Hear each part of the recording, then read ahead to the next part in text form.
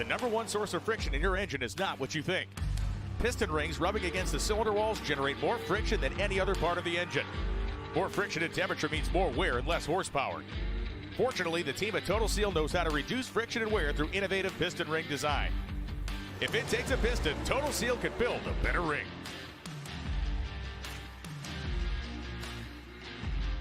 For more than a decade, FTI has strived to become the leader in the aftermarket performance transmission and converter industry. We've joined forces with McLeod Driveline Components under the leadership of Top Fuel Funny Car pilot Paul Lee, and now have a larger distribution network, more resources, and more power. Come see us in the pits and ask how you can join the FTI family. It's not cheating, it is the competitive edge. This is WFO Radio. Hey, everybody. Welcome back. WFO Radio is on the air. I'm Joe Castello, and I am super excited about this week's show. Northwest Nationals winners. We got Jeg Coughlin Jr. going to be joining us on the show. And right at the start, Chase Van Sant, first-time winner, the giant killer, or the giant defeater, right? Like, the word, kill the guy. He didn't do that, but it was a great battle between Gaige Herrera and Chase Van Sant. First-time winner as a team owner, Tim Kulungian. Like, so many great things from the Northwest Nationals. We're going to get into all of it. We're going to have a good time. We're going to talk about it. Maddie Gordon getting her first win, becoming the 100th female to win in the National Hot Rod Association. That's great. Steve Torrence, of course, huge win. Austin Prock continues to dominate the big one. The big four, it was the big four. Now it's the big one, at least at the moment, and it can never change and shift, of course. We got a lot going on the show. We're going to talk about it all. We're going to talk about our sponsors. Want to just show you the people who make it possible. Before we get to Chase, Total Seal piston rings and FTI performance transmissions and torque converters. How about that, Paul Lee? First career final round for Paul. Way to go, Paul. More coming soon. That car is running real well. The folks at Foggit, FOGGIT.com, available at Summit, available at Amazon. Get yourself a can. You'll understand exactly what they do for the inside of your racing engine. Bernie's Speed Shop, BURNYZZ.com, CWTindustries.com. Phillips, of course, Frank Hawley's Drag Racing School, Marvin Rodak, and Sam Tech. We'll talk a little bit more about these guys later on in the show, but we need your help, guys, sharing and reposting. And if you're out there on X, Hector Arana Jr. going to join us on this show as well. Going to talk a little GETTRX and the Pro Stock Motorcycle All-Star Callout. That's going to be happening this weekend out there at Sonoma Raceway. I'm super excited. Chase is in that as well. We want you to share the show and help get the word out. Now, I know a lot of people have got questions. They want to, like, hey, Alan, is Alan going to be on the show? Alan is not going to be with us this week. He will be back soon. Alan is healthy. Alan is fine, but we'll speak with Alan Reinhart again in the coming week, next week, in the future. So don't worry on that. But right now, let's watch the final round of Pro Stock Motorcycle. The call by Brian Loans, the interview by Bruno Massel, were the final race of the streak of Gaige Herrera. And the answer to a trivia question is always going to be Chase Van Sant.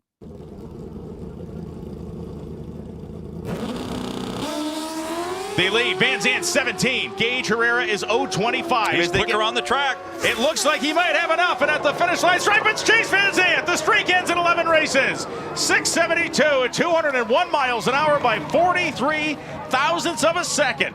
And that is how you get a first career win. Well, Chase Van Sant has in his hand what he has want for all too long. You did what seemed to be the unthinkable here today. You beat that unstoppable force in Gaige Herrera. Not only did you beat him on the track, but on the tree. Congratulations. Thank you. It's unreal. Jerry Savoie told me I was going to win one of these things, and he said when I did, I was going to cry. So, Jerry, I'm sorry. I'm fighting it back, but I'm not going to do it. Man, I can't thank this team enough, the whole White Alligator Racing team. Jerry for giving me the opportunity, Tim Kulungian for allowing me to be out here and all his hard work, Keith Nichols, man, you're the man. You absolutely work his butt off to make this motorcycle go fast. Man, my dad, Trick Tools, Transfluid, Ready Parts. Man, JC Speed Shop, this is just unreal. I can't believe it. Congratulations. Let it soak in. Thank you. And has it? That is the question. He joins us now. First-time winner in the NHRA from beautiful Pacific Northwest, Chase Van Sant. Congratulations, Chase. Thank you. Thank you, Joe. What was wrong with crying? With what, why can't you cry? Let out a tear of joy, like one little tear roll down your face. Man, it's like there's so much going through your mind in that moment. I was like, it was funny because when I rolled around the corner and I was like, it was starting to realize that I had won, and all I could think about was Jerry and what he had said. And I was just like, man, I got to get through this list of sponsors and the people that I'm going to thank. And that was my main focus at the moment. Don't cry. It would have been just fine. And for future reference, like, your media coach friend Joe here, you might have got some more retweets and shares if you had dropped a tear or two. But that's true. Wow, Chase, this is so exciting. You and Gaige came in together, and it makes you don't have a camera stand out there in the beautiful nature. Where are you first before I get into the heavies? Where are you? What are you doing? I'm at a lake in Oregon somewhere, but pretty awesome scenery. So I know. I was trying to figure out a way I could get this, but no, it's all good. It's beautiful out here. That is amazing. You and Gaige came in together, and it was so exciting that these two, young guns, motorcycle racers from other disciplines of motorcycle racing are coming into Pro Stock Motorcycle together, and nobody expected Gaige, and Gaige will be the first to tell you, to go on an 11 race run and win the championship and dominate the way he has. But you have quietly been cutting down the tree, going some rounds. You had your injury last year that kind of took you out of the game and honestly changed the safety elements in Pro Stock Motorcycle. So what you went through was not for nothing, but it was fitting that you were the guy to end the streak.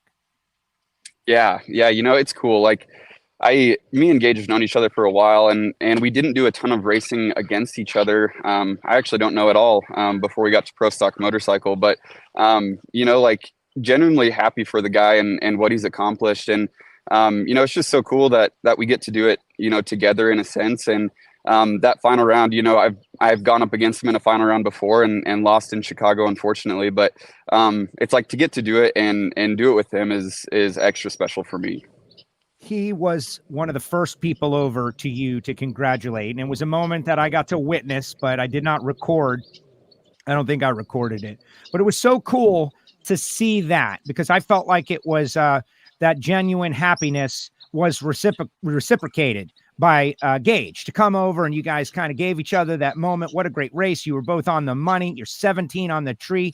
Your lights have been so good. And that, to me, that's sportsmanship. And I prefer sportsmanship to acrimony. Yeah, no, absolutely. And I mean, honestly, it started in the shutdown because I'd seen my win light. And obviously at that moment, there's a lot going through my head. And I was a little late on the brakes, so I was grabbing brakes and trying to get stopped. And then I heard Gaige yelling at me. So I looked over, and I think he kind of pointed at me, and I couldn't hear what he was yelling. But it was kind of in that moment that it was really sinking in, like, man, I can't believe I actually did it, and that he's actually kind of pumped for me, and it's something that we've talked about before, even before we started racing Pro Stock, about how cool it would be to be, out here together and racing a final together. And, we kind of checked that box, but to get one back on him and have in a final and it go both ways, now this year is extra cool. Yeah. And well, I love to hear that. I love to, because he wants to race people. It's got to be, it's fun to win, but you want to be in the mix and earn it. And, you put up a great run, and you've been coming at him on the starting line. Let's talk a little bit about Tim Kulungian. Tim is one of my favorite people out there. And I say it, I feel a little badly because we haven't had Tim on the show in a long time, but I want you to tell everybody what a character he is, what a deep thinker he is, what a motivator he is. And my story is this: while you're celebrating, I kind of walked over to Tim, and Tim is with your crew, and they're just watching. And I was like, hey man, first win as a team owner, first time winner. And he's like, either he's a really great actor, or that was the furthest thought from his mind, one or the other. He's like, oh my God, really? That's true. I didn't realize it. And everybody around was like, yeah, that's right, Tim, you bought all this stuff and you made a huge investment in your life and Pro Stock Motorcycle, and probably took a tremendous risk doing it all. And it paid off with a win. Talk a little bit about Tim. Man, I don't know where to start with Tim.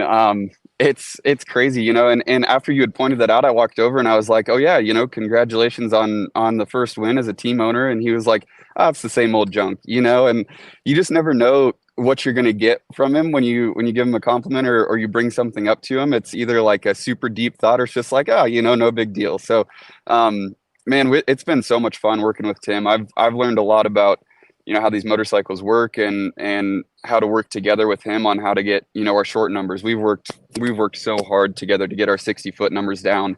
But whether it's just life or whatever, he's a very, very wise person, and super thankful to have him in my corner. And it's so cool. I know last year, I think, was his first year not winning a race in a while. And I think that made us both really hungry because it was my first year not winning a race in whatever facet it was in a long time. So we were both extremely hungry, and once Chicago came around, we really had our 60-foot numbers down. And then I think for him it was really go time to try and get some mile an hour out of the bike, and man, he did. To go 201 in that final was amazing. That was my personal best on ET and speed. So I mean, he's one of those guys where he doesn't say a whole lot. He pretty well stays in the trailer and in the office, and he just kind of put his head down and got to work. And I think some people will kind of think that this performance came out of nowhere, but if you look over the last course of the really the year, our improvement has been so steady. And the thing I heard the most from everybody was like, you guys have just kind of been quietly with your head down working your way up to this point. And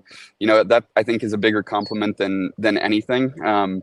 Because it's something that we both, I think, value is just, putting our work in pretty quietly and letting the results show. And to be able to do that in Seattle was, man, I mean, that was the cherry on top. You confirmed something that I had thought, that 201.31 672 was your career best, and it was a tremendous performance and moving in the right direction. All right, so let's talk a little bit about what lies ahead. In particular, we're going to Sonoma Raceway. You're the most recent winner on the tour, the first time we can say that in a long time. And we've got the GETTRX Pro Stock Motorcycle All-Star Callout. Now, you're not going to be calling anyone out. Gaige is going to get first pick. Matt's going to get second pick. Hector's going to get third pick. Gianna's going to get fourth pick. You're not going to get to pick anyone, but you might be selected. How would you take that, right? The whole point of this is to generate a little fun, a little interest. How would you take being called out? Like, dude, I just won a race. I just ran my career best last time out. Who's picking me? Well, the funny thing is last year I got called out by Gaige, and we were not performing as strong as we are at the moment. And I think a lot of people were like, they either took it one of two ways, like, oh, he's picking on the little guy, or, he's trying to set it up for Matt to run Angie and take the MSR bikes out. And that's kind of the way it ended up playing out. And so for me, I almost felt like a little bit of a pawn in that game. And not that I ever feel like I can't win around or nothing can, anything can happen out there. But this year's a little different because I am coming in more towards the bottom after missing a few races last year. But being the most recent winner, I feel like I either, one, have a little bit more of a target on my back or make it a little bit more intimidating to pick me. So I'm really excited to see how it plays out. I think we have some confidence after Seattle. So rolling into the call out, I feel pretty good. Taking out Gaige, it's like he's been dominant for so long in the sport, and it's like, even if he wants to call me out, it's like, well, the last time we lined up, I won. So I even kind of joked with him on the big end. I'm like, hey, just don't call me out first round, at the call out. But then I was thinking about it a little more. I'm like, hey, maybe, why not? Right. Why not? You're the guy. You're the only one who solved the riddle, and you got the job done. We got people in the chat section. They're all saying congratulations to you. And it's weird the way dominance works, because not only does the person who dominates get attention, but the person who stops the dominance also gets some attention. A lot of congratulations to you from the WFO universe out there. Gaige has got this massive points lead, but it all goes away when the countdown starts. And if you can be running your best at that time, do you think that you can be a championship threat to really upset the apple cart here? And, I don't know if it would be steal a championship, but contend for a championship. We're definitely in a better spot going into the countdown this year than we were last year. I felt like we were still kind of searching at this point last year, and now we've really been coming on strong here, and I don't think the performance has necessarily shown it, or at least on paper, because I gave up a race in Virginia when I red lit, and also Bristol. I also went red second round. So when you look at the results, over the last month or so, it doesn't necessarily look like we've been all that strong, but the bike's been there, and I've just kind of been searching for my way to get back on the starting line. And I do think at this point, if we can keep up the performance that we have, I know Tim's going to keep pushing, and I'm going to keep pushing, and to that point, I mean, all the other teams are too. So if I can get up there and in the first couple races in the countdown, just keep making semis and finals and contending for wins, I don't see why we couldn't be in the position where we're up there and keeping the points tight with Gaige and Matt and all those guys. So I'm really looking forward to it. I know we're a ways back in the points at the moment, but yeah, when it all resets, we're kind of hitting our stride at the right moment. Excellent. All right. So how well do you know Jeg Coughlin? You know Jeg? That was my first time meeting him on the top end of the track. All right. Well, listen, I'm going to bring, he's on next, right? He won in Pro Stock. And what's funny to me is that you guys are, it's like a rap battle of backgrounds. Like, who's got the better background? Check this guy out. Look at Jeg. Jeg, you're on. Like, everybody's got like, it's so beautiful out there. I'm back here in South Florida. It's less beautiful, but my goodness. What's up, Jeggy? How well you know Chase? What'd you think of his unbelievable win? I thought it was obviously spectacular. What Gaige and the whole VanZant Hines team has accomplished in the last year and a half has been obviously record-setting and very exciting.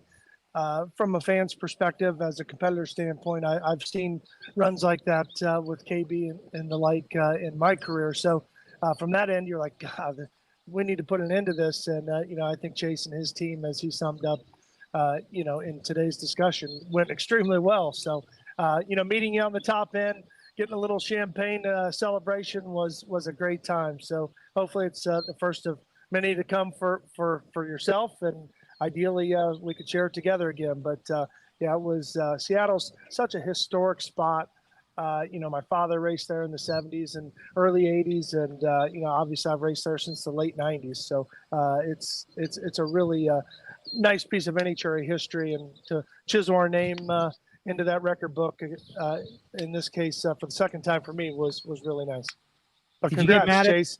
Thank you. Did you get mad at Chase? Did you get mad at Chase for spraying you with champagne? Chase, Steve Torrence is mad at you. I know. I blasted him pretty good. I feel pretty bad about that one. He told me in the media center, he told everybody in the media center, he goes, these pro stock motorcycle guys, they can just wipe themselves off. It doesn't soak in. It doesn't soak in. Yeah, we're definitely our Nomex suits are a little bit more like a sponge, but you know what? If that's what one of the prices we pay to be on that stage, God love it. That's well worth it for sure. Chase, show us that lake one more time before we let you go. Jeggy, check this guy out. Look at this. Yeah. Oh, where's the mountains? There we go. Yeah. That's fantastic. Yeah. Here's my. And let me show you my lake. Are you ready? Yeah, we're ready. How's that? Yeah. Oh, hey, it's a tie. Can you swim in the lake over there, Chase? Is that swimmable? Yeah, there are kids and dogs, and I might be jumping in after this one, after the call out Zoom call. Yeah, I'll be on that soon too. I'll be on that soon. All right, exactly. Chase, we'll let you go. Congratulations on your win. Final thought, Jeggy, for Chase before we let him go. I'd say he's got it well under control. His experience level, and now this first national event win. I mean, he's batting 500 in finals. I mean, how cool is that?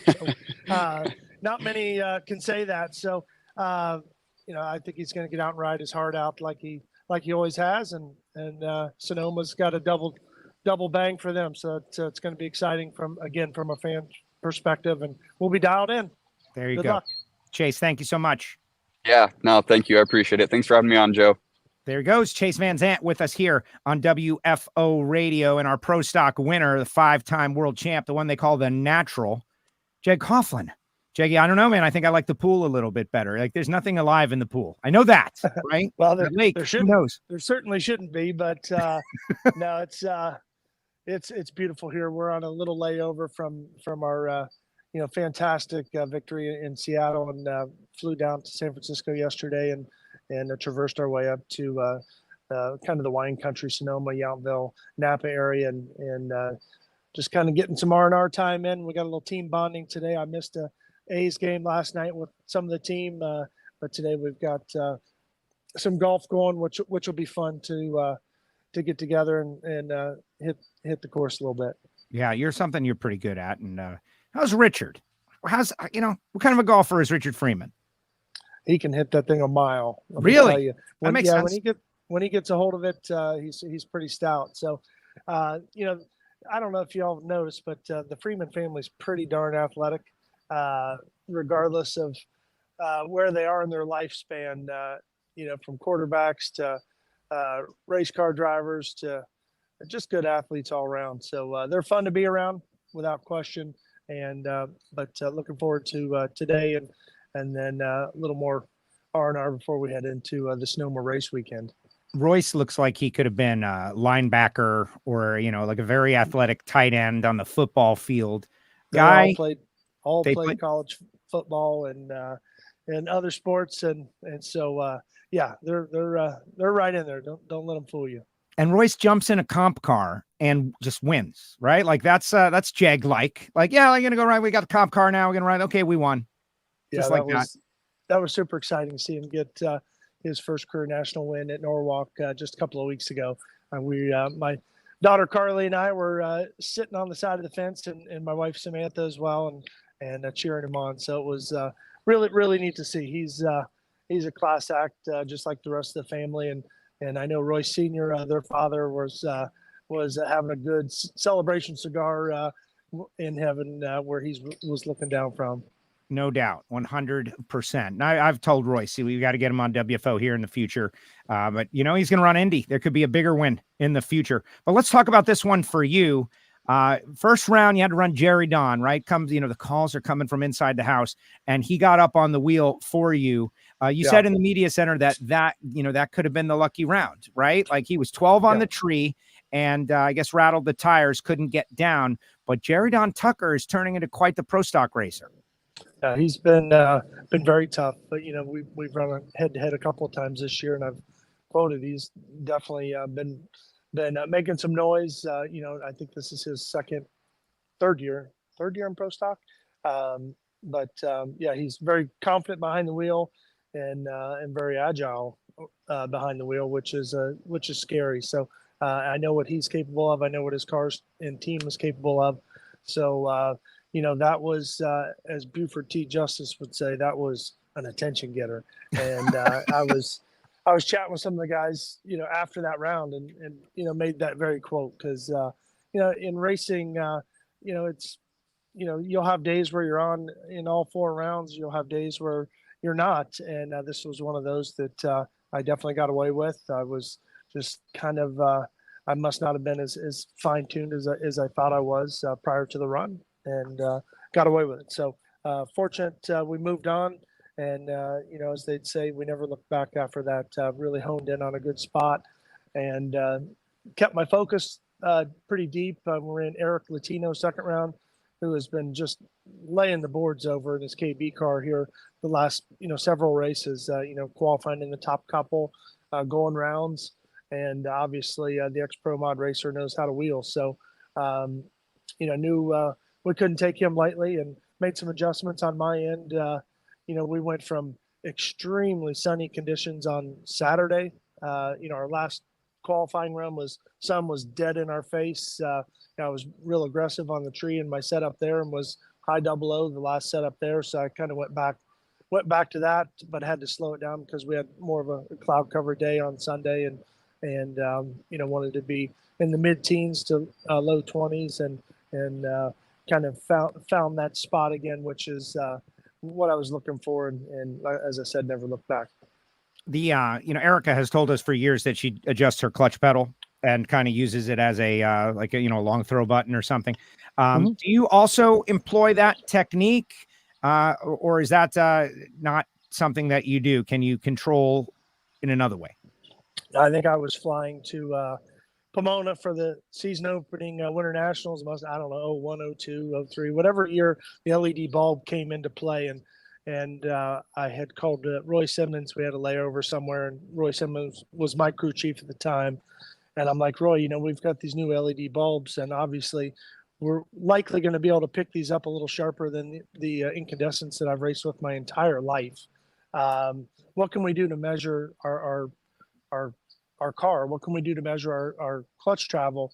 And we talked and we talked and we talked, and we came up with the idea to take a front strut potentiometer and put it in line with the clutch linkage. And so by the time I let the clutch out Friday that year at Pomona, we were measuring the travel of our pedal. And, the rest is kind of history. Formulated a really good formula for where you could adjust the pedal in just 4 qualifying runs. I think my last qualifying run, I just started to turn it green. I was high 00 something that year. Fast forward, 20 plus years, the formula still works really well, and has probably spilled out to some of the rest of the pro stock contingent, I'm sure. But it's been, life's about adapting. I think that same year, the previous year, I led the pro stock stats and reaction time at 020 something. The class average is about 058 to 060.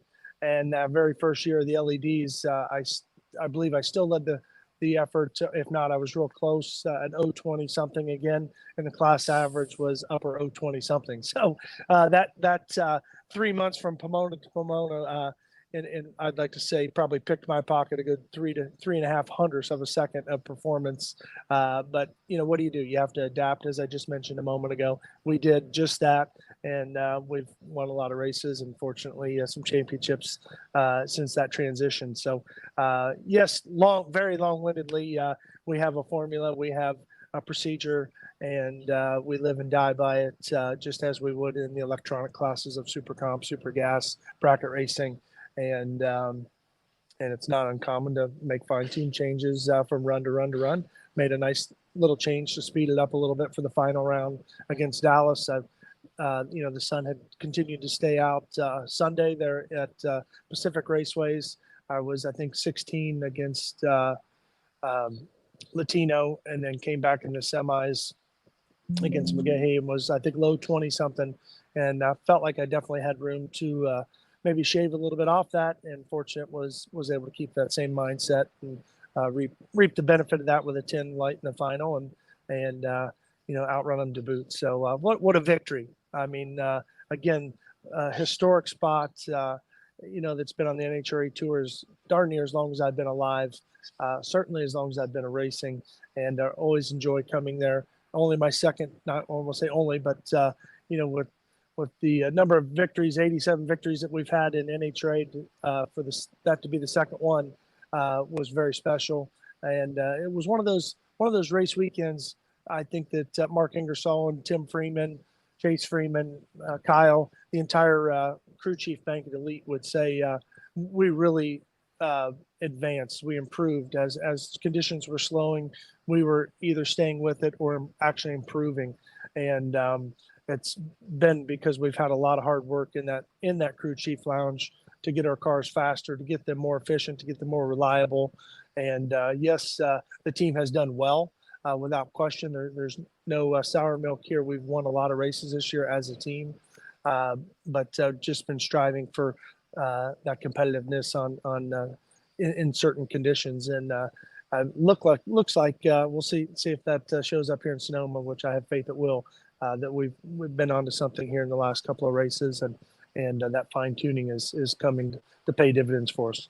Excellent. So you just, in that conversation, and this is, I try to pick up on things all the time. You ticked off like 3 or 4 things that I want to ask you about, but let's watch the final round together. Brian Loans, Tony Pedregon, Bruno caught up with you after it all, but let's watch this final round together. Pacific Raceways, Jeg Coughlin Jr. versus Dallas. Dallas had whole shot at his way to the final round, so you couldn't take him lightly. Let's watch together. Yeah, I was listening to that as I was sitting in the car before the final. I'm like, oh my goodness, let's sing a song here in my head and get that going, get that way out. So here we go. Green lights on both sides of the tree. A Look at that 0-10 reaction time just for Jeg Coughlin. And Yeah. at the finish line stripe, it is a win for Jeg Coughlin, a third on the season, 6:53, Moving around a little bit. 6:02:09, marginally outrunning the 6:54.1. But this is a guy who now, for the 68th time, has won in Pro Stock with a 10 reaction time. It is all smiles down here for the natural, your Pro Stock winner, the 68th of your career. Jeg Coughlin, you grew up in a racing family where this is what you guys did. Did you ever dream you were holding 68 of those? Yeah, no doubt. In total, counting the sportsman wins, it's 87, I think, this week, which is there it is. unfathomable. Honestly, Hey, I'm proud of those. I'm going to ask you about that. All the sportsman races out there, they know how tough it is to win. Been And very fortunate, very let's, blessed. My father, Jeg, keep that in mind. everyone at Jeg's, and over the years, we've had so many great wins. But fast forward to today, how about this elite team? And my hot rod really came around this weekend. We changed some things out on Saturday, and the car started accelerating really well. And these last 2 rounds, this thing was on a rail, and it felt great. I didn't even see my wind light come on there, so I was a little bit broken. bummed. The next 1,500 feet as I was pulling off, I was excited but also bummed. But, congrats to the whole team, man. It's everyone at Skag Power Equipment, Outlaw Beer, Jegs, JHG. Man, we love y'all. Hello to my family back home in Ohio. I love you. Miss you. There he goes. All right. That's great. So the win light number 1, everybody turned the corner, including Maddie, and everybody oh man, I lost. Super Street winner started to go back to the pits. We stopped. Like, hey, stop. No, it's funny, we're passing by this light in absolute sub-second, and at over 210 miles per hour at this point in my case. And, in the run itself, though, I'll bring the viewers and the listeners into this run. I mean, we're both pre-staged. I'm staged. I'm pretty locked in on the tree. I see Dallas come in on the rev limiter. Tree fires. I'm off the clutch. I mean, the car just felt amazing. I mean, it was on a rail. I mean, I didn't touch the steering wheel. Got into second gear. It was clean. No blips, as we call them, on the rev limiters. Going into the 2.3, the 3.4. I stuff it in 5th gear. I look over. And things look pretty good in my favor. Not that that means anything. I look over again, nothing. And I hit the chutes and no wind light. I was like, God dang, how did he drive around me in that last second? Because, my car felt flawless. And I was just elated from head to toe from about 3rd gear to the finish line, because everything felt so efficient and so quick that I thought, if I get my ass kicked here, he just did one heck of a job, and they're very capable of that and have done that hundreds of times at KB. And then naturally that wind light didn't come on. I was like, I could hear the team on the radio, but I couldn't quite tell because my radios don't work well from the finish line beyond. And so I was like, damn, wow, that's impressive. I got to take my hat off to this kid. And so we pull off the track, and I'm getting ready to pull far right just to get the heck out of the way, and I kind of gather my thoughts, and they're waving me over. I'm like, man, this better not be a joke. So, anyway, I was a little taken, but you know what? That's kind of fun too. The emotion is so great when you know the outcome by the time you get to Bruno or the Fox team there, and you know what? It was different this time. So, thanks for the curveball. We made the best of it, and I got to tell you, there's nothing that beats a victory. It feels great when you're the one behind the wheel. In my case, at Elite Motorsports, with the talented wheelmen and women we got, we've been fortunate to find the winner circle a lot this year and years past. So it was a damn good time. And the celebration started on the stage there with the champagne. Chase did get to wipe his off, but you know what? We love it. And we look forward to Sonoma upcoming and obviously Brainerd, Indy, and then the countdown. That's what we all look forward to in the Mission Food Series. And it's going to be a great season this year. Amazing. No, I love hearing you say that. And I think, the way you've done it by taking a break and a couple times and coming back, it's like replenishing your energy and your appreciation. All right. So question that was discussed the last time I worked with the guys at NHRA on Fox, and it's something that we were just talking about. 87 wins versus 68 wins. and the girl does the graphics, right? Like they got to type in a graphic to every time your name comes up. And the question was, and there was a hearty and healthy debate as to which number should be used. You're running in the Mission Food Series, your Mission Food Series Pro Stock racer in the moment. So, 67 wins before the win was the number, but could have also been 86. And so we had this real healthy debate. And I thought, well, I wonder what Langdon thinks. And I wonder what Jeg thinks. And I wonder what the guys think. So right now, I'm sure the guys at NHRA on Fox and everybody who works on that team are interested in this opinion right now. Like if we're broadcasting to the world, what number is the number that you think the drivers want up there? Just the Mission Foods wins, which we would need to explain that it's not just Pro Stock, it's Pro Stock and Super Gas and all these other categories, or everything. What do you think about that? Well, I mean, it's for me, it was a special win. One of my longtime heroes, Bob Glidden, I think had 86 wins, and 85. Or 85. I'm sorry. So maybe I thought he had 86, and I was, happy to share that stage with him for a long time. We raced together, but the point is, the question is how should it be? I mean, it's, however our powers that be want to explain the story. I mean, winning my first NHRA World Championship was in Super Gas, and it was a culmination of a year of hard work and winning as a team and as a family, and a lot of rounds won. I can tell you I won a heck of a lot more rounds in Super Gas in a year than, almost in a year than a Pro Stock season. Not that that's the measure, but I'm very proud of my sportsman loins. I know how tough it is to compete at the NHRA National level in the sportsman class. I know how difficult it is to win at that level as well. And that's what makes it so special to share that, with our viewers and with our fans, because, this sport is about history. It's about family. And in this case, we're talking about winning, and to have 87 national event wins. I've had 19 in the sportsman ranks. I was a very competitive sportsman racer from really, I won my first championship in 92. I graduated college in 93. And so really 93 through 97, I raced in what is now the Lucas Oil Series. And, look at the talent that's there. It's a lot of them have made their way into the professional ranks as well. But take a guy like Dan Fletcher that's won well over 100 NHRA national events, and David Rampy, et cetera, and heroes like Jeff Taylor that have surpassed the 50 mark just recently. So it's special. It's special to me. It's special to the Lucas Oil racers, and but back to the question. I think it's however our no. Fox, I'm not letting you do that. That's too political. You're dodging. political. You're dodging. Which would you do if Glenn comes to you and says, Jag, listen, we need your opinion. You need to decide. Which is it, this or all?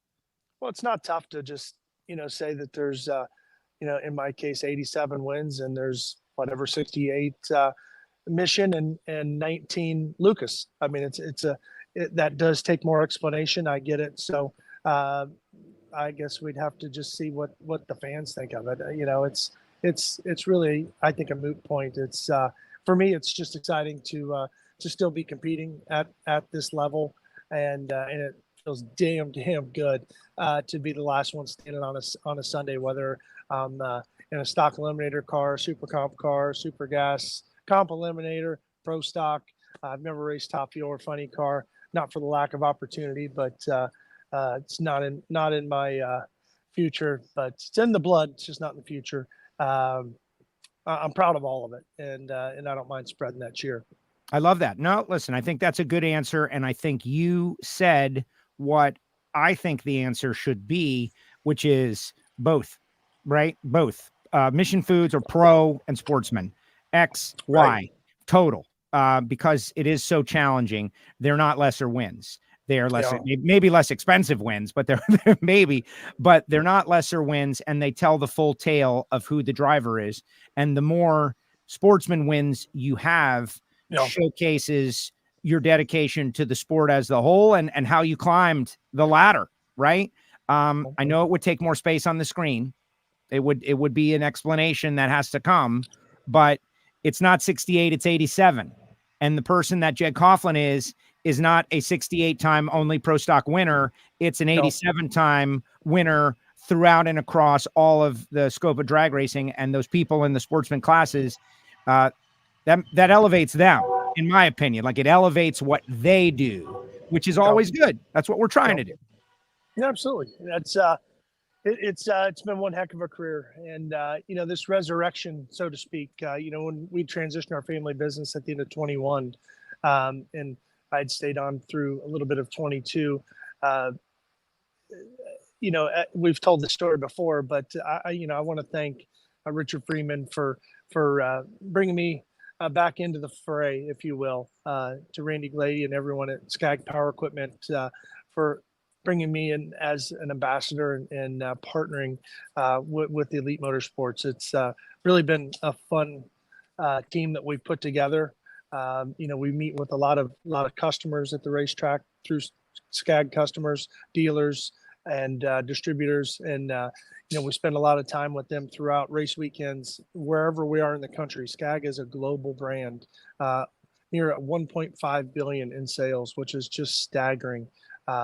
It's really, I'm humbled to be a part of it, and I'm thankful for all the opportunity they've given me, and hopefully we can continue to represent well, and march well past this 87 number that we're hung on here in this convo. All right, let me ask you before I let you go. I know you're going to get ready to play golf and get stretched out and everything. You're sitting 5th in the point standings. We had Rich out. Maybe a cold beer. There you go. Richard was on a couple of weeks ago, and you mentioned nitro is in your blood. Your dad, Jig Sr., that's what he did, and that's what started it all, honestly. And Richard came on WFO and talked about his aspirations. He loves pro stock. There's no doubt, loves pro stock. It would be something in addition to, not in lieu of. You are inside the team. What are your thoughts on that? Like, Richard has an aspiration beyond pro stock. Yeah, no, it's not shocking. The conversations have kind of, been lingering for the last couple of years, even when I was still with the team and before I stepped away at the end of 20.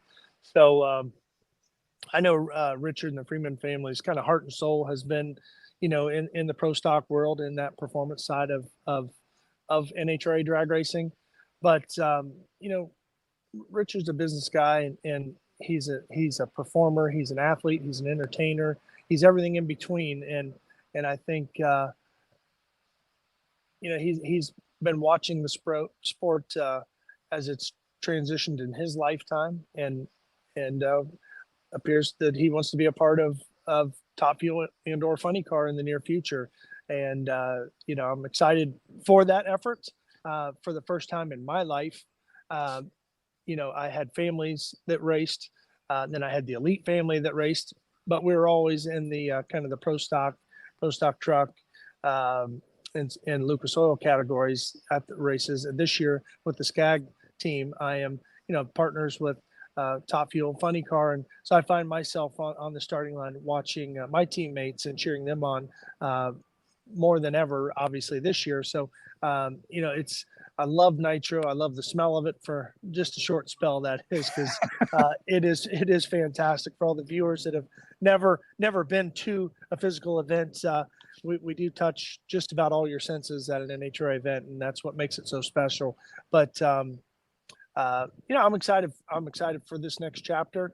If it continues down the path that it appears to be, he's announced that Erica would be behind the wheel, and that would be exciting. I know she's a fierce competitor. It doesn't matter if you're racing red wagons or pro stock cars or super gas, or in this case, potentially in the future with Top Fuel. So I'll be excited to cheer her on there, and perhaps she'll have a teammate as well that would be really cool to see. And maybe that person would come out of the door slammer ranks. Maybe they wouldn't. We don't know at this point, but it's just really cool. Richard has been very instrumental in building back, if you will, the pro stock brand over the last, I'll say 4 or 5 years. He's really worked on it hard for the last 6 or 8 years, but has made a lot of really good traction. I think the NHRA, the fans, et cetera, would agree.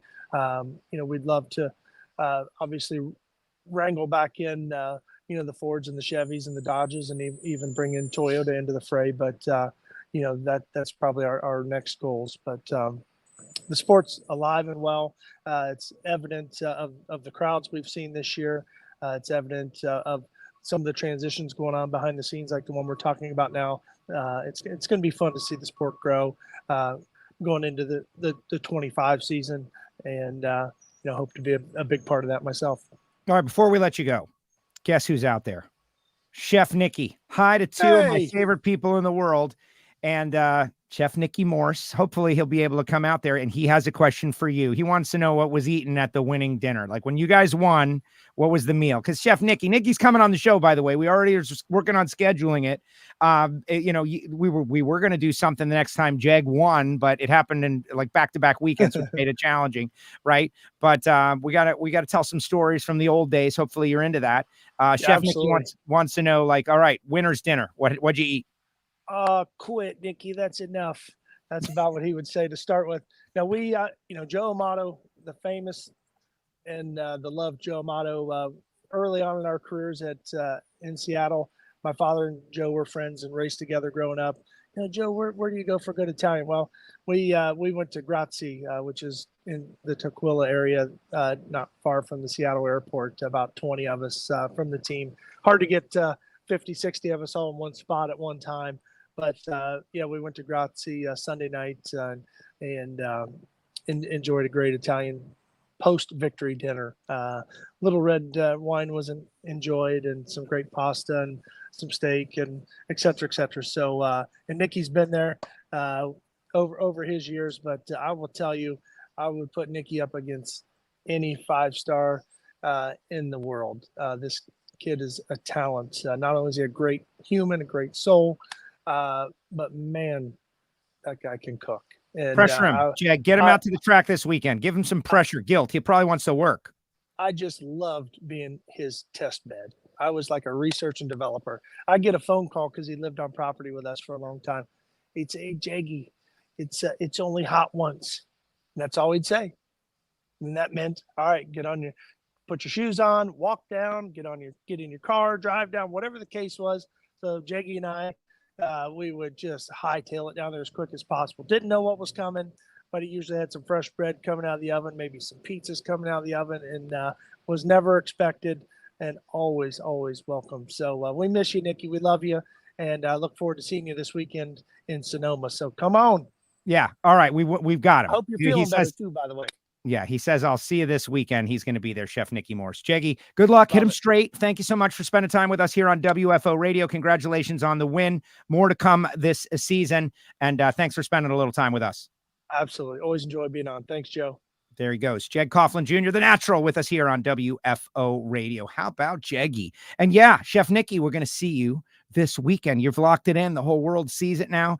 And I met Chef Nicky like ages ago, like, I don't know, 2005, 2006. I was at XM Satellite Radio, decided to go to a national event that wasn't the Gator Nationals for the very first time, and drove down from DC to Richmond. That was my second ever national event. Had a great time.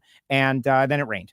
And so fortunately we got, I think it was Woody who invited us in to meet Chef Nicky, and we just sat in the kitchen and he did card tricks for us and fed us, and it was great. And we've been friends ever since. Amazing. So Nicky, you're locked in for the weekend, bud, right? We'll see you there.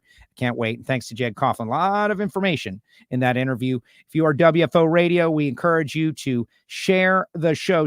Now, when we come back, we're going to hear from Hector Arana Jr. We're going to make the turn and look towards this weekend. We're going to look towards this weekend because it's the GETTRX Pro Stock Motorcycle All-Star Call-Out.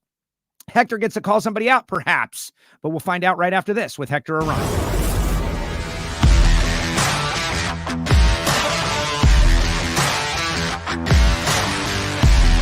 Foggit is a high-performance fogging oil designed especially for internal combustion engines. Foggit can be used by everyone. If you have a lawnmower, a jet ski, a motorcycle, a tractor, a high-performance car, a classic car, racing vehicles, if it has a cylinder wall, it needs Foggit.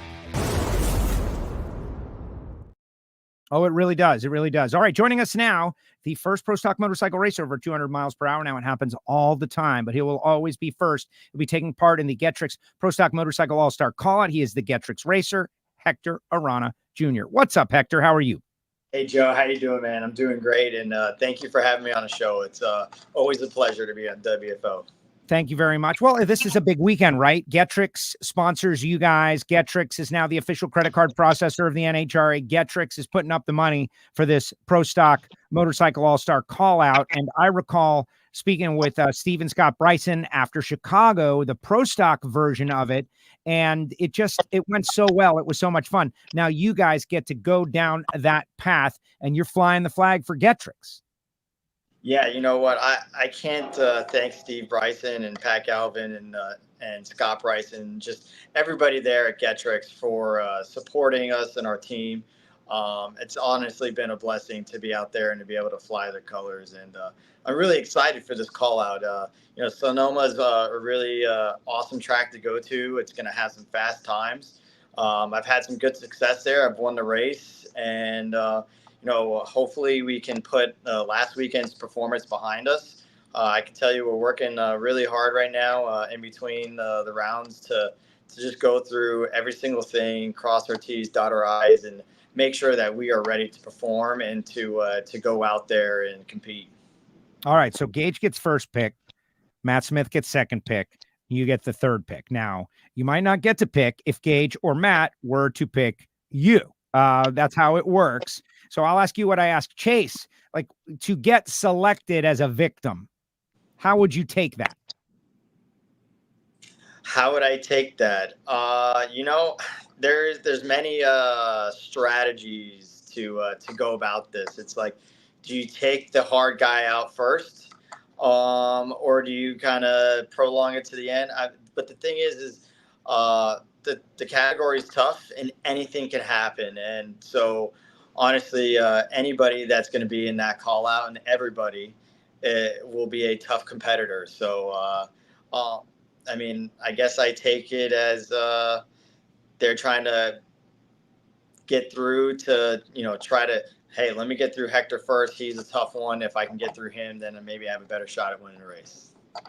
All right. I think I like that idea. Now you're sitting eighth in the point standings. The reset is coming, but you want to get on the board. You want to get a win. There have been times this year where you've had a fast motorcycle, but it's been the story of Gaige all year. It all depends on how you want to look at it, right? I think maybe to struggle when someone else is unbeatable is a good thing, right? Because you can work things out while someone else is having their moment in the sun. But how are you looking at it? What's the status of your team and your bike and this family racing team? Yeah, so right now we're working really hard, and we're trying to just make sure that we get this figured out for the countdown. And like you said, we're within the top 10. Obviously, you always want to win races and you always want to perform. So when I tell you I'm frustrated, and when I go out there, if I'm not qualifying number one and going rounds and winning races, do I love drag racing? Yes. But am I happy? No. I want to win, and I want to win with GETTRX on the bike. So we are trying hard and putting it, doing everything we can. One thing that it's, I run the Gen 1 SNS Buell, and I know everybody's watching and listening and seeing all the controversy now with the parity within the pro stock motorcycle class. But unfortunately, I feel that the Gen 1 is at the biggest disadvantage currently. So I'm really hoping that NHRA, I've been in talks with them on different things that I think could possibly help the Gen 1s. And I really hope that something's changed in order to, at least give us the opportunity. I really feel that the Gen 2 and the Suzukis, if you look at the performance from the MSR team, they set track ET records. They had the faster bikes. They were the ones to beat on Sunday, and unfortunately, they beat themselves. So, we need help from NHRA to make the Gen 1 more competitive. Okay, so you brought this up, and as knowledgeable as I can be in the position that I am, but you guys are working on these bikes and you guys are living the experience. Matt Smith and his entire team set out a qualifying session in a self-described protest that they feel that the NHRA tech department hasn't done enough to create parity. Then Gianna goes out there and runs 2:03:45. And so, like, I'm trying to figure it all out. What's that? 95. Not Not- 40. Okay. Right. Almost 204 miles an hour.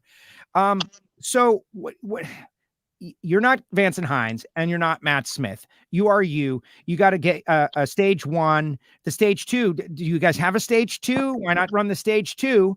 And if he's complaining while running 204, I'm having trouble understanding all of these different elements. Try to talk to the people who are interested, but trying to figure it all out. Yeah, I mean, I can't focus and worry about Matt Smith. Like I said, we run the Generation 1 SNS. It is, are they both V twins? Are they both 160 cubic inches? Yes.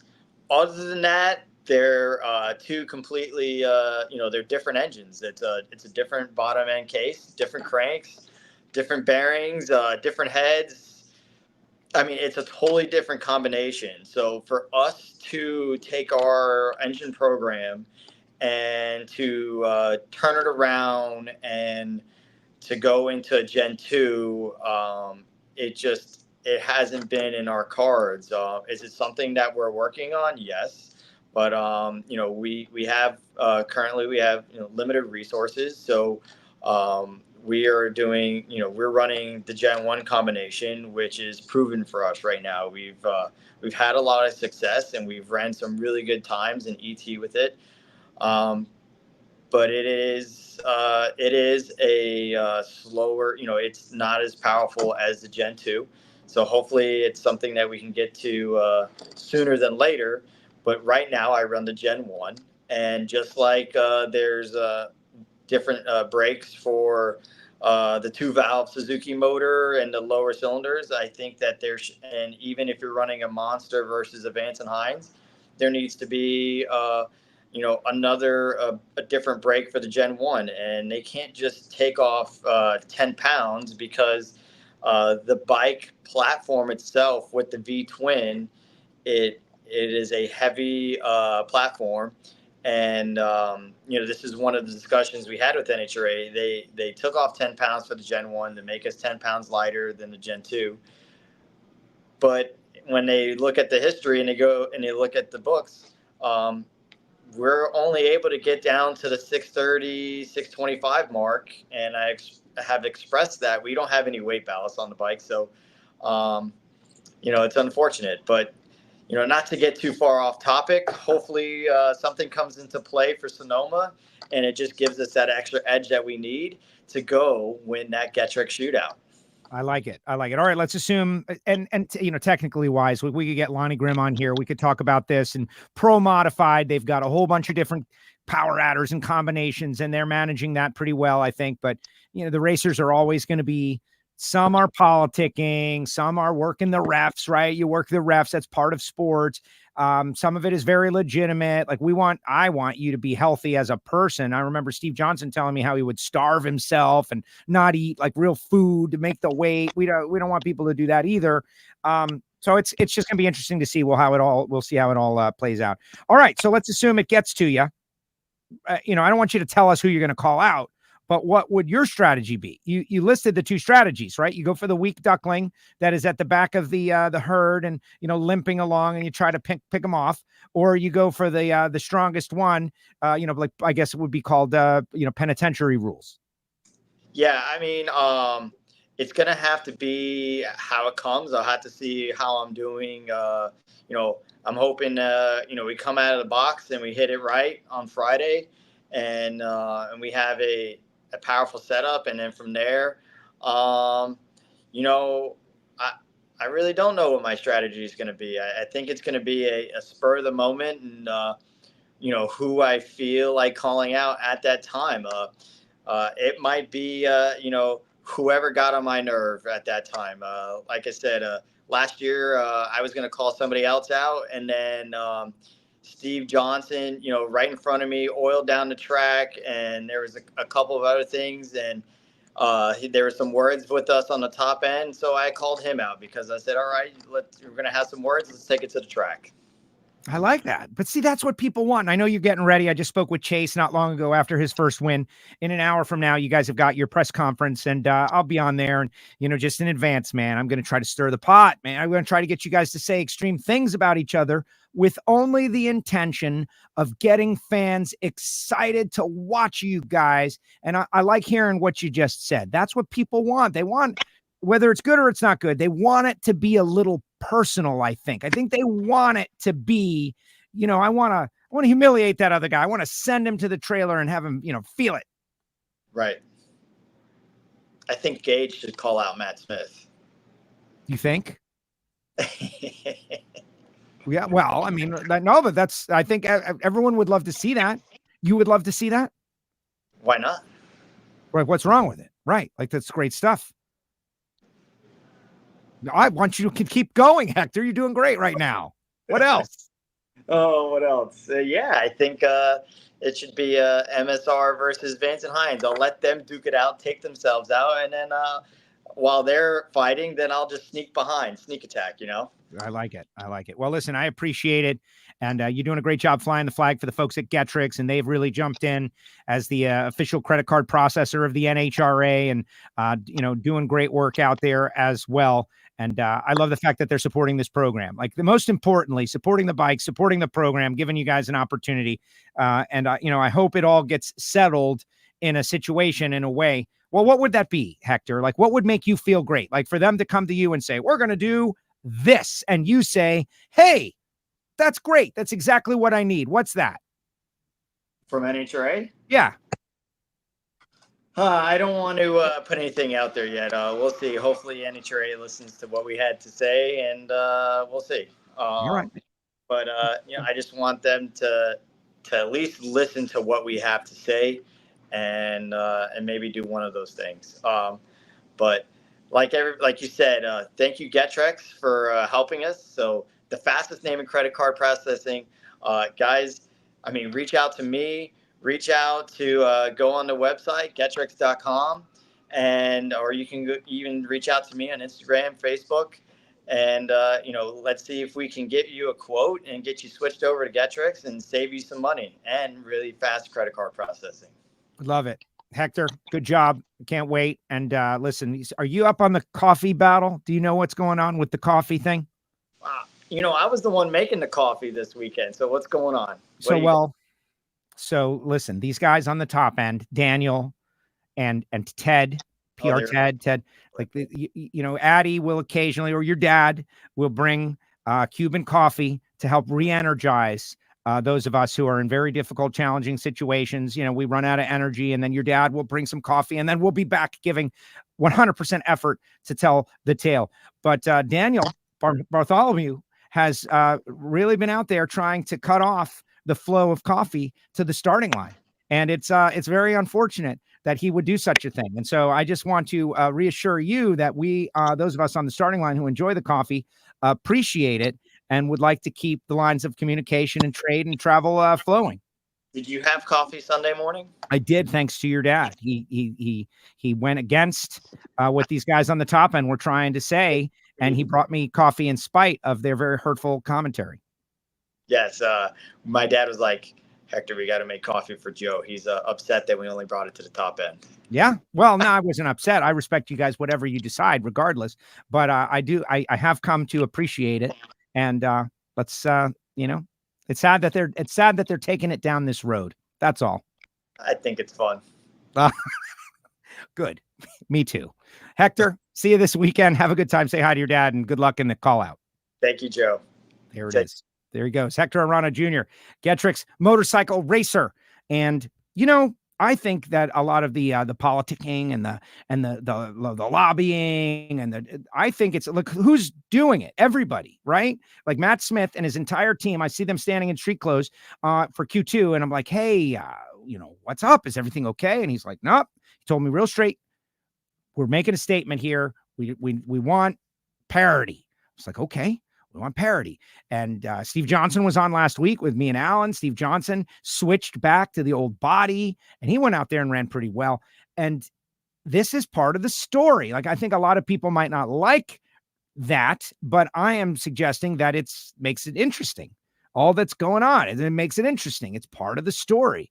And if you remember NASCAR back in the late 90s, when the Ford Taurus and everything, and Dale Jarrett won his championship, there was lobbying and politicking to the rules makers every week. And that's part of the era that was the most popular era of NASCAR. Fans liked that deal. Like, it's just a conversation starter. And so I think it's pretty interesting. And thanks to Hector for coming on the show. And yes, the coffee. It's very sad, Daniel. Very sad, Daniel. Had to bring it on the show. But now it is on, and the WFO universe knows about what you've done. Yeah. All right. And you look at these great photographs I had of Chase. His background was so nice that I didn't even show them, because, he had a beautiful natural background, and I was just into it. And Jag, of course, similar situation. Thanks to those guys for coming on the show, and I appreciate it. I would like to hear from you guys. Put your comments in the comment section right now. Austin Prock, of course, Steve Torrence. We're going to watch their final rounds here in a second. But before we do that, I want to make sure that you guys know about the people who make it possible for me to go WFO. Like a bunch of stuff. Like, for instance, we got new WFO shirts up in the WFO store. Everyone has been asking for the classic logo on the back with the new round logo on the front. They've been saying, like, how about that? It's a hybrid of the shirts that you've had over the years. And so now that is up and available, which is super cool. Now, they're not discounted at the moment, but they will be eventually. Marvin Rodak, coffee, hot sauce, spice rub, everything great for grilling, grills, tools, tips, information. 817-924-6821. Call Marvin Rodak. He's in Fort Worth, Texas, and it's like, I don't want to compare it to a microbrew beer. It's much better than that. This is the best coffee from around the world. He's got great connections with coffee farms all around the world. And some of them only send out like 5 or 10 sacks a year. And Marvin gets first or second pick because of his longstanding relationships. And if you really love coffee and you enjoy that whole deal, there are a lot of people that do. You can call and talk to him about like the flavor pattern that you like, and whether you're looking for extreme caffeine or you're looking for a drag racing themed blend. Call Marvin, 817-924-6821. Frank Hawley's Drag Racing School, the Dragster Adventure, guys. Go on the Dragster Adventure, drive a dragster. You driving a dragster. It makes a great gift. It's a great thing for you to do with your friends, you and your spouse, maybe your husband doesn't understand your passion for drag racing, and you want to try to showcase it and tell him and bring him into this sport and say, like, hey man, stick and ball sports are great, but this is like, Joe Pepitone's baseball fantasy camp, except you're driving a dragster, right? Go to frankhawley.com, tell them you heard about it on WFO, and ask about the Dragster Adventure. And of course, we always talk about the folks at samtech.edu.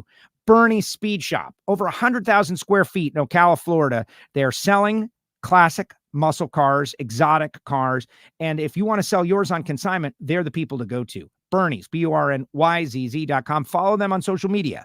And then I will have done my job, because once you see it, you'll be blown away by what they've got going on. CWT Industries. This is for machine shop folks. It's a narrower sponsor, but guys, I know you watch WFO. If you've got an old school balance machine in your shop and you're not using a CWT Industries machine, email me, joe@wforadio.com, and I'll put you together with Randy Neal. And you can get a demonstration, and you can understand that the touch screens and the way it works and the intuitive nature and the accuracy, all of these things will help you make money. It's a moneymaker because it decreases the time and effort, and it increases efficiency and quality.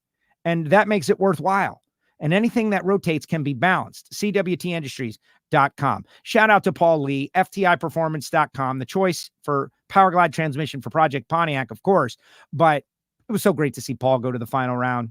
This guy is a lifer in drag racing, going back to his early days at Englishtown, and his entire career has been kind of initiated by his passion for drag racing. He's gone out there and become such a success in all forms of business, literally. And he's an attorney. He's passed the bar. He's a businessman, and he's been driving these funny cars. And that was his first ever final round. Like, that's a great story. And it's all of that that inspired him to purchase FTI Performance Transmissions and Torque Converters.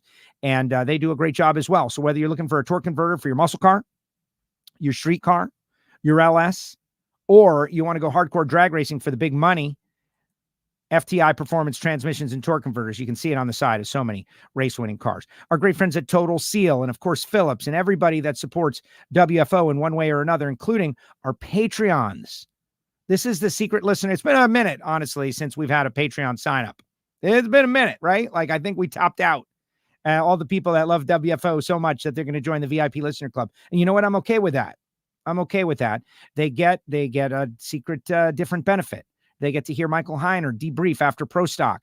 They get Monday Motivation some weeks. Not this week, but they get it a lot. And they get to watch the Ignition Show recorded live if they choose, if they can get in first, come first serve. A lot going on for the Patreons. And the thing that's amazing is we really don't lose any. Patreon people usually come and they go, and we have held on to our Patreon audience so well. We got over 100 people now.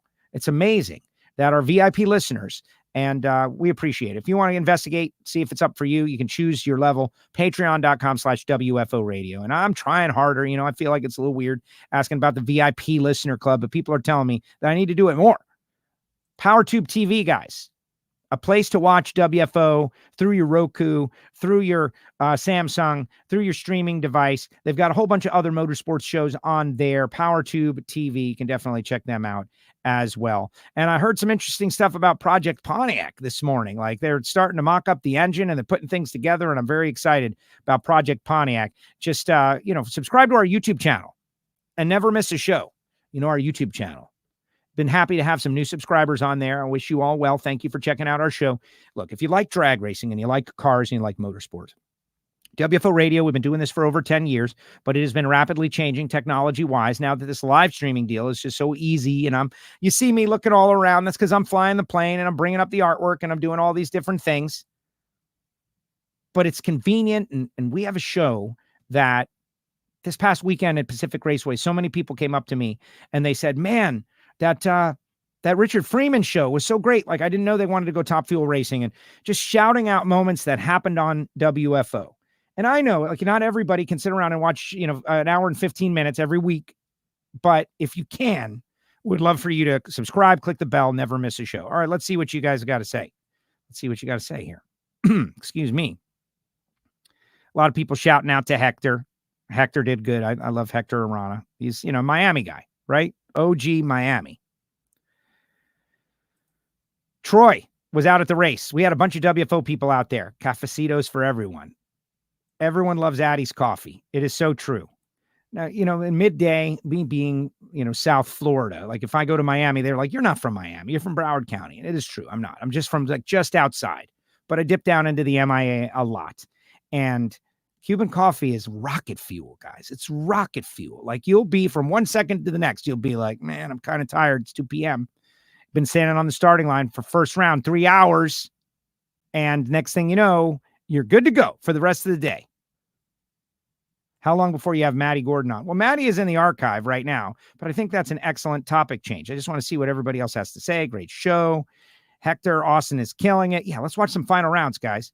Thanks to the NHRA and folks in NHRA on Fox. Let's watch a couple of the big stories, starting with Maddie Gordon becomes the 100th female to win in NHRA drag racing. I like to call them lady racers, like female. It's such kind of a weird thing to say. Like, how many males have won in drag racing? How many females have won in drag racing? But lady racer, Maddie Gordon, goes out there, gets the job done. I interviewed her on the top end, but they didn't use that interview. That's okay. Let's watch it.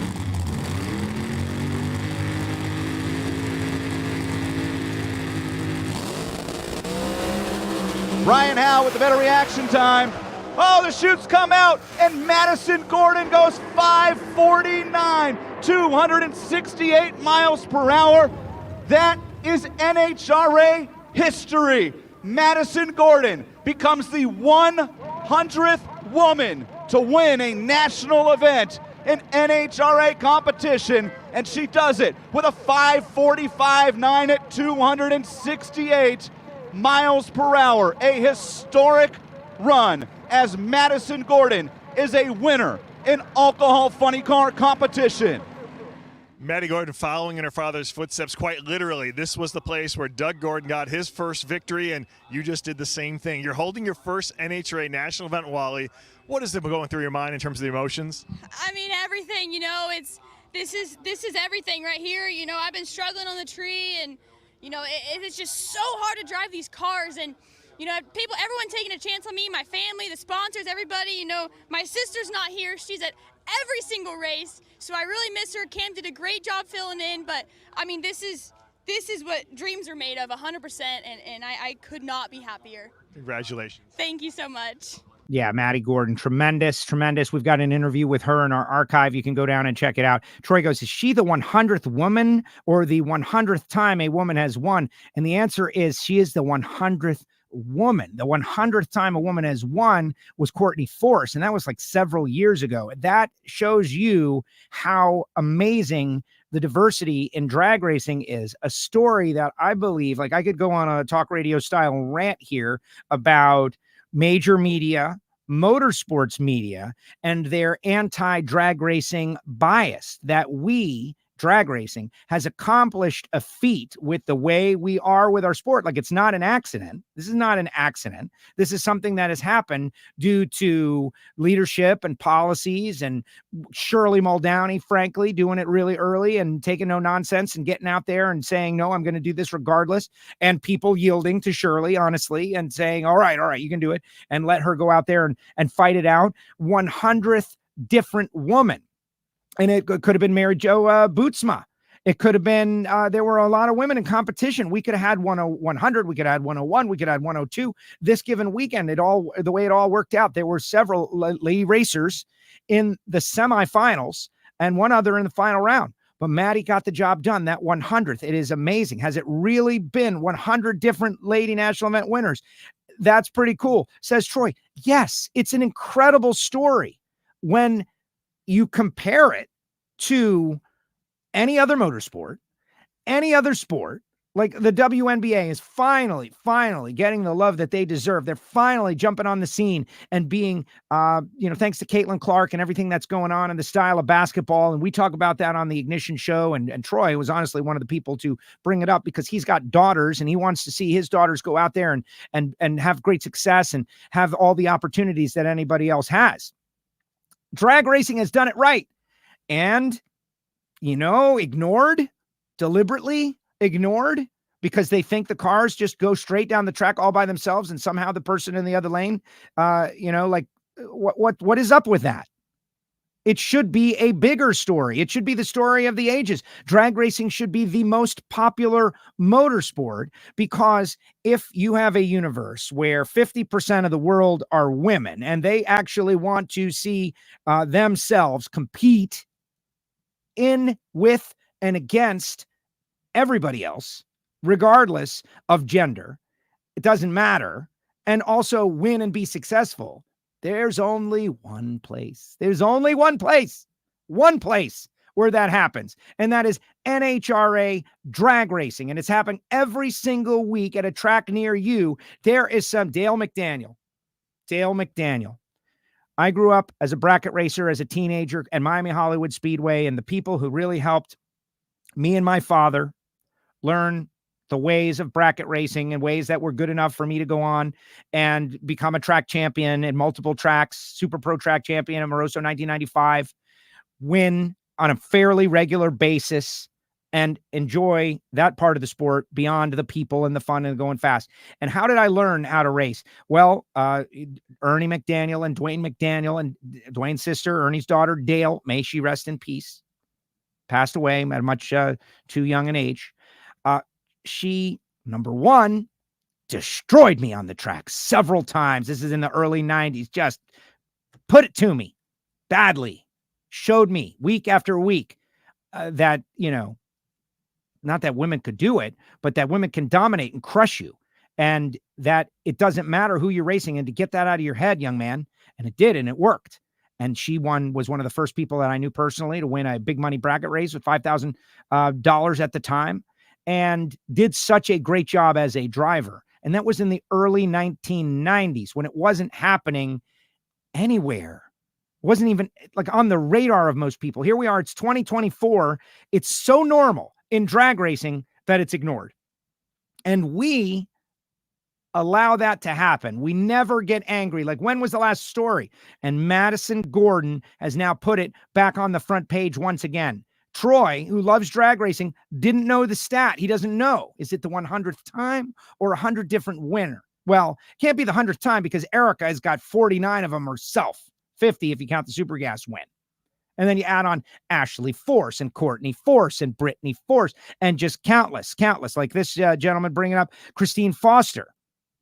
Won Top Alcohol Funny Car in Brainerd this weekend. Are we even talking? We're talking national wins. We're not talking all the Lucas Oil wins. It's a tremendous story for NHRA drag racing. And it really should be a reason that the stands are even more packed than they are, because our lady racers, it's totally normal and they're as good or better than anybody else out there. And it's an amazing feature of the sport of NHRA drag racing. Congratulations to Maddie and Doug, and I got to speak with them a little bit. All right, but let's keep on going. Austin Prock, final round. Brian Lones, Tony Pedregon, Bruno Massel. Austin. The final of Nitro Funny Car at the Northwest Nationals. Tire smoke for Paul Lee and a win light for Austin Prock. Man, this kid is just unbelievable. A 69 reaction time. His brother Thomas pumps his fist. 387.5 at 334.57 miles an hour. It is a bulldozer, man. That is a bulldozer. For a rookie funny car driver, he is getting all too accustomed to this whole procedure down here as he claims his 4th funny car title. You know, Austin Prock, you and I talked back in the pits, and you said, I've been 60, 70 on the tree, and you said, I just need to do my job. And you did just that. You won 69. You trusted the car, and you trusted your dad and your brother to give you that Wally here today. How good is it to know that you've got those two men in your corner each and every time you stage up? It's amazing, man. There's nothing better than racing for family and racing for John Force. We didn't just win today. We doubled up with John Force again here in Seattle. He told me before I got in here, he said, hold the fort down for me, and we did just that. So just an amazing day. Another great day for this Cornwell Tools Chevrolet Camaro SS. I mean, this year's just been unreal, man. I can't even put into words all the success that we've had. It's just been a blur, and I've just been hanging on, and I wasn't leaving that great all weekend, but I sure was consistent. I was 67, 67, 69, 69. So all stayed shallow, and man, whoa! Yeah, when you're out of material, just yell woo. It's a good policy, right? Out of material, you just yell woo. Austin did a great job. Remember the big 3, the big 4. Right now, at this moment in time, it's the big 1. There is one team that is head and shoulders above the rest. Head and shoulders. It is a little bit above the rest, right? Got to be real careful. Got to be real careful with the verbiage, making sure that I get it right and I speak accurately, because there's some really good teams out there. Bob Tasca is still fast. Could we see that 340 on Friday night? I think we can, guys. Come out to Sonoma. I think we can. The weather and my nature and everything has to align, but Tasca putting up a 338. We've seen some big speeds out there. Fastest run of the year so far. It could happen this weekend, and I'm rooting for it, honestly. But Austin has done a great job, and you got to give those guys credit. You got to give them credit. So cool to hear that John Force gave him a little motivation right before the race or the final. Was awesome to see Brittany. I got to speak with Brittany for a quick second, and it was really great. It was really great. Honestly, I got a little tinge of emotion there because, we love her dad so much and don't want to see anybody have to deal with what they've been dealing with. But to hear that John is, coming around. And honestly, they also had an announcement, which I think everybody knows by now, but it was pre-race, that they're going to run the final 8 races with that car and a to be announced fill-in driver who will be able to earn the points in the last 8 races. And that was discussed. Alan brought that up in a free-flowing conversation prior to the decision on WFO, which I thought was really great. What caused that? Studying the rules. Your replacement driver can get points for 8 races. And so what do? Do you run 8 and then skip the last 2, or do you skip some races and run the final 8? And it's a no-brainer. It's obviously, strategy. they're going to run the final 8. I had a brief conversation with Chris Cunningham, and Chris says that there is a plan in place. I told him, don't tell me the driver. I don't want to know the driver. Ignorance is bliss. You announce it when it's ready. But they're going to be in a fast car, and that replacement driver, whoever it may be, you'd think that they would have selected him for the reason to be able to jump in, plug and play, and ready to go and compete for a championship, which would be if they could go out there and get the job done and win the championship with the replacement driver. John Force would be 16.5 time. The championship would count to John's total because he got him a couple of wins at the start of the season. It was a big part of the season was contending. And so that would be an interesting storyline. See, this is speculation. I'll speculate about some things, just not people's health, just not people's medical wellness, not, in the run of amok of the HIPAA laws. Won't do that. Don't care about what, fans think about that. But it's speculating about the sport in the future, given some information that I have. Yeah, I'll speculate. 16.5 time. That would be pretty interesting. But the toughest competition is going to come from Austin Prock. And Austin Prock and Caps, they were just coming around. Caps, that was so terrible. Ron Caps, I spoke with him after it was all over. But let's watch that. Jason Galvin on the call. Gary Denson wants to see if he can cool off that Toyota. Caps off the line first. Pedal fest. Look at this. Look at this. Oh, a big boomer for Ron Caps, and Gary Denson gets the win. 497, 200 miles per hour, and Ron Caps' car launches the body down there at 1,000 feet and has come to a rest in the wall, the left lane, just past the 1320 mark. Gary Denson gets the win of 497.4, 200 miles per hour, a wild round one pedal fest, and the safety safari rolls, and all eyes turn to that Napa machine and Ron Caps. He is out of the car, hands waving in the air, and Ron Caps walks away from the remains of that Toyota GR Supra. Yeah, Caps spoke with him on Sunday night, and, nobody likes to go through that. It was very expensive, unfortunate. Now the car needs a front half, I think is what he said. And just as they were coming out of their early season, we made a bunch of changes to get ahead of it, funk, and performing well. They now they have a setback, but that's competition. That's racing. It happens from time to time. Our Nitro School co-professor on Saturday will be Dean Antonelli. And so we're going to ask him about this. We got something to talk about. Interesting. And before we go, right, since we're watching final rounds here, guys, Steve Torrence back on top, first win since his last win, which was here last year.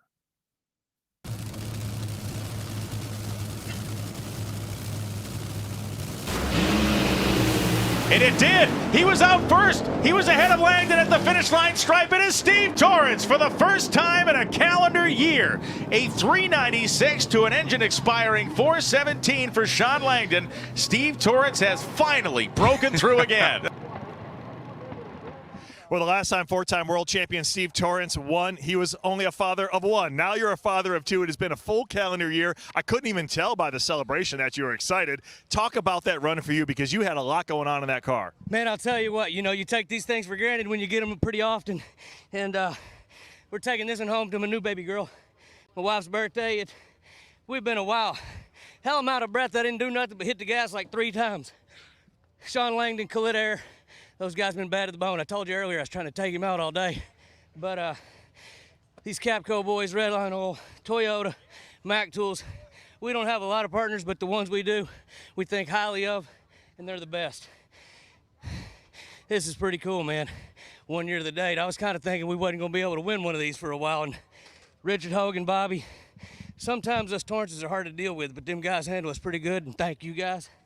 How about all those guys at home from Capco that are keeping us out here? We appreciate y'all. Steve Torrence wins. Bruno Massel with the interview. Brian Lones, Tony Pedregon, NHRA on Fox. Everybody reporting this weekend that the Fox broadcast was tremendous and very great for the Fox broadcast network to keep NHRA on. You got to call it both ways. And everybody is the first to get mad if they clip us short or send us to another network or the front of the show is covered by something. How about the fact that they stayed with the broadcast for I think it was an hour beyond the actual time scheduled, right? It was supposed to go off the air at like 4:00, and they stayed with us. Why did they stay with us? Well, I think it was a very compelling race. Very compelling. Dave Richards had a real crazy moment. That round one was wild. It was just a very compelling race. And I'm super excited that this sport has got tremendous momentum. And so I want to shout out the rest of the race winners. I'm trying to bring that up as we speak, trying to shout it out. Let's see what we can do here. Oh, it's over here. Got it. Like this guy, Castello, he doesn't know what he's doing. Steve, Austin, Jeg, Chase, thanks to those guys for coming on. Casey Gristle and the Jerry Darian Machine, Top Alcohol Dragster. That's a huge win for Casey. Oh, my goodness. And I happen to be down at the top end to do sportsman interviews with the Lucas Oil Series winners and saw Casey pull in. And just, I don't get to talk to Casey all the time, but so happy for him. And he was still in the car. And just like, that's the best thing about this whole thing is these people get to live and experience and live their dreams and conquer their goals. And when you see it happen, there's nothing better. Matty Gordon, Ryan Warder, comp eliminator, huge emotional victory for him and his family. Brad Burton, super stock. Chris Hall, stock eliminator. Dale Green in super comp, first time winner. Mike Dalrymple in super gas. Jeff Jackson, super street. Didn't know he won. He was over there on the left-hand side of the racetrack where, the bulb blew out, right? Bulbs blow out at some point. It was working, and then it stopped working. So they're trying to stop him. Stop, you won. Now, there he's going back to the pits. He's angry. He's not angry. I don't know what he is. He's angry, but he didn't see the win light come on, and they had to, stop him. No, you won. And he's like, what? It was very emotional. Congratulations. Robert Strom and Top Sportsman. Ed Olpen, brand new Top Dragster. And then the Mission Foods Too Fast, Too Tasty winners. Justin Ashley, Aaron Stanfield, Austin Prock. Braxton Bond won in Junior Dragster. Gaige won the Too Fast, Too Tasty Challenge. And Nick Rose won in the Drag and Drive. And, that's pretty much it. Everybody, we had a bunch of WFO people out there. Good stuff. Can't wait to see you back in a car. I think you mean Project Pontiac. Very excited about that. But that's not going to happen until probably December or January. So we got a long burn coming with Project Pontiac. All right, guys, I got to get ready for the big press conference for the GETTRX Pro Stock Motorcycle All-Star Callout. The bike guys are all going to get together, and I hope they're ready to duke it out in the press conference. Traditionally, though, they usually aren't. And that's where, you want a little wrestling come in, right? Guys understand that it's a promo, and so we need you guys to, amp it up. But nobody wants to be the guy that attacks and then loses. Nobody wants that. But I say it doesn't matter. Like in Friday, the original movie, when Chris Tucker says, once Debo leaves, I'm talking again. That's the attitude you got to have. You got to be talking. And then, you take your medicine for a minute. And then you keep talking. And it works. All right, guys. Thank you all. Subscribe, click the bell, share the show. If you made it to this last minute of the program, you probably liked it. And there's a good chance your friends will like it too. So we need you to copy the link and send it to all your friends and tell them that this is the show, one of many, that covers NHRA drag racing, and it's unique and it's fun. Is it the best? That's so subjective. I'm not going to say that. There's a lot of people that do great work, and I appreciate all of them, and we're all in this together, guys. We have all fallen in love with a sport that is a sliver of the motorsports world, which is a sliver of the sports world, which is a tiny sliver of the entertainment world. And we're making a go of it. We're doing pretty well, and we're growing our sport. Help us by sharing the show. Jeg, win total question. When that 87 gets to 100, does NHRA do the 100 board? I don't know. That's a good question. All right, guys, appreciate you. This is the final show for the week. I got to get ready to go to Sonoma, back and forth, red-eye flights. What was I thinking? It was a big mistake. All right, guys, WFO. Thanks, Jeg. Thanks, Chase. Thanks, Hector.